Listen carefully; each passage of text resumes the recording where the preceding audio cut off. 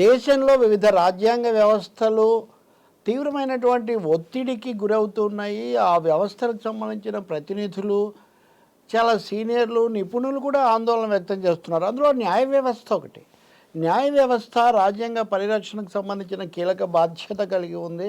అలాగే ప్రజాస్వామ్యంలో మిగతా 2 విభాగాల మీద వచ్చే ఫిర్యాదులు, సమస్యలు వాటన్నిటిని కూడా కాస్త సరిచేసి సమతుల్యం చేసే పరిస్థితి కూడా వాళ్ళు నిర్వహించాల్సి వస్తుంది న్యాయమూర్తులు. క్రియాశీల న్యాయ వ్యవస్థ అనేది కూడా 95లో 96 ఆ ప్రాంతాల్లో మొదలైన తర్వాత దీని మీద రకరకాల చర్చలు జరుగుతున్నాయి. 2 అంశాలు అయితే స్పష్టంగా ఉన్నాయి. న్యాయ వ్యవస్థకు స్వతంత్ర ప్రతిపత్తి కాపాడాలి. అదే సమయంలో న్యాయ వ్యవస్థ అన్నది ప్రజాస్వామ్య రాజ్యాంగ పునాదులను కాపాడడానికి దృష్టిగా కలిగి ఉండాలి. ఎట్టి పరిస్థితుల్లో ఒత్తిళ్లకు లొంగకూడదు అని. ఈ విషయంలో చాలా లోపాలు ఉన్నాయి, చాలా తప్పులు జరుగుతున్నాయి. అలాగే అంతకంతకు కూడా అక్కడ ప్రధాన న్యాయమూర్తితో పాటు ఉండే కొలీజియం అన్నది ఇది పారదర్శకత దీంట్లో లోపిస్తూ ఉన్నది అనే విమర్శ కూడా ఒకప్పుడు తీవ్రంగా వచ్చింది. అలాగే ఎవరికి ఏ కేసులు ఎవరు విచారించాలి, బెంచీలు అంటే ధర్మాసనాల ఏర్పాటు ఎలా జరగాలి, పేర్లు సిఫార్సు చేసేటప్పుడు వీటన్నిటినీ ఒక క్రమ పద్ధతి కాకుండా రకరకాల భిన్న ప్రమాణాలు అనుసరించడం వల్ల కలిగే నష్టం ఏమిటి? ఇటీవల కాలంలో అయితే కొంతమంది వివాదాస్పదమైన న్యాయమూర్తులను నియమించటము, మరికొంతమంది అర్హులైన వాళ్ళను కూడా దీర్ఘకాలం పాటు పక్కన పెట్టడము, అసలు అవకాశం లేకుండా చేయటము, ఇలాంటివన్నీ బహిరంగంగా జరుగుతున్నాయి. నిజానికి ఇప్పుడు ప్రస్తుత ప్రధాన న్యాయమూర్తిగా ఉన్న చంద్రచూడ్, ఇంతకుముందు ఉన్న వాళ్ళని మినహాయిస్తే అంతకుముందు సీనియర్లు 2018లో సీనియర్ న్యాయమూర్తులు, వాళ్ళల్లో ఒకరైతే తర్వాత ప్రధాన న్యాయమూర్తి కూడా అయ్యారు. వాళ్ళు స్వయంగా మీడియాను పిలిపించి భారతదేశ చరిత్రలోనూ అలాగే ప్రపంచ చరిత్రలో కూడా చాలా అరుదుగా న్యాయ వ్యవస్థలో లోపాలు, ఈ పద్ధతులు బాగాలేవని వాళ్ళు మీడియాను ఉద్దేశించి మాట్లాడారు. ఇటీవల కాలంలో కూడా సీనియర్ న్యాయమూర్తులు, కొన్ని సందర్భాల్లో సీనియర్ న్యాయవాదులు, కొన్ని సందర్భాల్లో న్యాయమూర్తులు కూడా ప్రత్యక్షంగాను తర్వాత తమ పదవీ విరమణ తర్వాత రాసిన పుస్తకాల్లోనూ కూడా ఈ అంశాన్ని చాలా స్పష్టంగా పేర్కొన్నారు. కాకపోతే న్యాయ వ్యవస్థ అన్న దాని మీద నరేంద్ర మోదీ ప్రభుత్వ హయాంలో ఒత్తిడి పెరుగుతున్నప్పుడు ఈ అంశాన్ని మరింత నొక్కడం కంటే ముందు దీని స్వతంత్రతను కాపాడాలనే వైఖరి అనే విధానం ప్రజాస్వామికవాదులు తీసుకున్నారు. అయినప్పటికీ న్యాయ వ్యవస్థలో వచ్చే లోపాలు ఇప్పుడు కాశ్మీర్ 370 ఆర్టికల్కి సంబంధించి కానీ, ఇప్పుడు ప్రబీర్ పురకాయస్థ లాంటి వాళ్ళ కేసులు కానీ అనేక సందర్భాల్లో పూర్తి న్యాయం జరగలేదు. కొన్ని కేసులకు ఎక్కువ ప్రాధాన్యత లభిస్తుంది, కొన్ని అసలు రావడమే లేదు. ఇలాంటి చర్చలు కూడా మనం చాలా చూసాం. దీంతోపాటు న్యాయమూర్తులే స్వయంగా చెప్పింది, అలాగే సీనియర్ మోస్ట్ న్యాయవాదులు, న్యాయ ప్రవీణులు చాలా అధికారికంగా లిఖితపూర్వకంగాను అలాగే ప్రధాన న్యాయమూర్తి సమక్షంలోనూ న్యాయమూర్తుల సమక్షంలోనూ చేసిన ఫిర్యాదులు న్యాయం జరగడం లేదు, ఈ బెంచ్కి అనుకుంటే ఆ బెంచ్కి పోతున్నాయి అని. అందుకనే బెంచ్ ఫిక్సింగ్ జరుగుతుంది అనే ఒక ఆరోపణ, దానికి కొన్ని అట్లాంటి ఉదాహరణలు కూడా ఇప్పుడు బలంగా ఉన్నాయి. ఆశ్చర్యం ఏమంటే ఇలాంటి సమయంలో ఒక 600 మంది సీనియర్ న్యాయవాదులు అనేవాళ్ళు, వీళ్ళలో హరీష్ సాల్వే ఒకరు.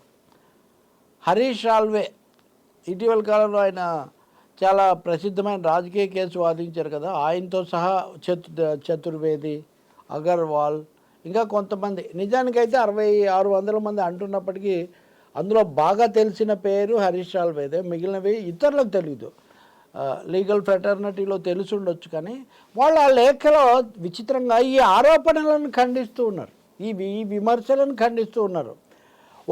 ఒక వర్గం తయారైంది, ఒక గ్రూప్ తయారైంది. వీళ్ళు ఇలాంటి ఆరోపణలతో నియామకాలను, బెంచ్ ఫిక్సింగ్ను అలాగే సిఫార్సులను వీటన్నిటినీ ప్రశ్నిస్తున్నారు. న్యాయ వ్యవస్థ మీద ఒక దురభిప్రాయం, ఒక రాంగ్ ఇంప్రెషన్ కలిగించడానికి వీళ్ళంతా పనిచేస్తున్నారు. దీనివల్ల న్యాయ వ్యవస్థకు, ఇప్పుడున్న న్యాయ వ్యవస్థకు అప్రతిష్ట వస్తుంది. ఒకప్పుడు న్యాయ వ్యవస్థ చాలా స్వతంత్రంగాను బాధ్యతాయుతంగాను ఉండేది, ఇప్పుడు న్యాయ వ్యవస్థ పాలకులకు లోబడిపోతుంది అనే అభిప్రాయం కలిగించడం కోసం వీళ్ళు, అంటే వాళ్ళ విమర్శకు గురవుతున్న ఆ గ్రూపు వాళ్ళు సోషల్ మీడియాలోనూ ఇతరత్ర కూడా చాలా సృష్టిస్తున్నారు కల్పిత కథలు. కాబట్టి మీరు వాళ్ళను అదుపు చేయాలి, వాళ్ళ మీద చర్యలు తీసుకోవాలని చెప్పి 600 మంది లేఖ రాస్తారు. చాలా ఆశ్చర్యం. ఎందుకంటే వాళ్ళు చెప్తున్న ఆరోపణలు లేదా విమర్శలు అన్నవి న్యాయ వ్యవస్థ నుంచి, న్యాయమూర్తుల నుంచి వచ్చినవి. అలాగే పదవుల కోసం న్యాయమూర్తులు లోబడిపోతున్నారని కూడా ఆరోపణ అంట, అది నిజం కాదు. ఇట్లా అన్నమాట. అంటే ఒక విధంగా చెప్పాలంటే ఇప్పుడు న్యాయ వ్యవస్థను ఏ అవలక్షణాలు, ఏ సవాళ్ళు పీడిస్తున్నాయి, వీటి నుంచి దాన్ని ప్రక్షాళన చేసుకోవాలి, కాపాడుకోవాలి అని ప్రజాస్వామికవాదులు లేదా ప్రజాస్వామికంగా ఆలోచించే వాళ్ళు కోరుకుంటున్నారో, న్యాయ వ్యవస్థలో న్యాయమూర్తులు, న్యాయ నిపుణులు కూడా సరిగ్గా అవన్నీ తప్పు అంటున్నారు. అవన్నీ తప్పు కాబట్టి దాని నుంచి కాపాడాలట. ఇప్పుడు బెంచ్ ఫిక్సింగ్ ఇది అందరికీ తెలిసిన విషయమే. దానికి బోర్డు ఉదాహరణలు కూడా ఈ మధ్య ఒక సీనియర్ మోస్ట్ న్యాయవాది కోర్టులోనే ఇచ్చారు. ఈ ప్రతి కేసు ఫలానా వాళ్ళ దగ్గరికే పోతుంది ఇట్లా అని. మరి అది తప్పని వీళ్ళు ఎందుకు చెప్తున్నారు అంటే ఈ లేఖ వెనుక ఏదో ఉద్దేశం ఉంది, ఈ లేఖ వెనుక ఏదో ఒక బృందం ఉందనేది చాలా స్పష్టం. వాళ్ళు ఇప్పుడున్న న్యాయ వ్యవస్థను కాపాడుకొని దాని స్వతంత్రతను, దాని గౌరవాన్ని నిలబెట్టడం కంటే దీనికి అనుకూలంగా మాట్లాడుతున్నట్టుగా చెబుతూ విమర్శలను మీరు పట్టించుకోవద్దు, లేదా విమర్శకులదే తప్పు అన్నట్టుగా ప్రత్యారోపణ చేస్తూ ఉన్నారన్నమాట. అంతకుముందు చాలామంది లేఖ రాశారు. ఈ మధ్య ఉదాహరణకు ఈ మధ్య ఎన్నికల బాండ్ల మీద చాలా ఆలస్యం అయిన తర్వాత సుప్రీంకోర్టు ఒక తీర్పు ఇచ్చింది, మంచి తీర్పే. ఎన్నికల బాండ్లు రాజ్యాంగ విరుద్ధం అని. ఎన్నికల బాండ్లు రాజ్యాంగ విరుద్ధం అని మంచి తీర్పిస్తే, అది కూడా చీఫ్ జస్టిస్ చంద్రచూడ ఇచ్చినట్టున్నారు. ఆ తీర్పిస్తే సుప్రీంకోర్టు బార్ అసోసియేషన్కు అధ్యక్షుడిగా ఉన్నటువంటి అగర్వాల్, ఆ అగర్వాల్ లేఖ రాస్తాడు ఎవరికి? రాష్ట్రపతికి.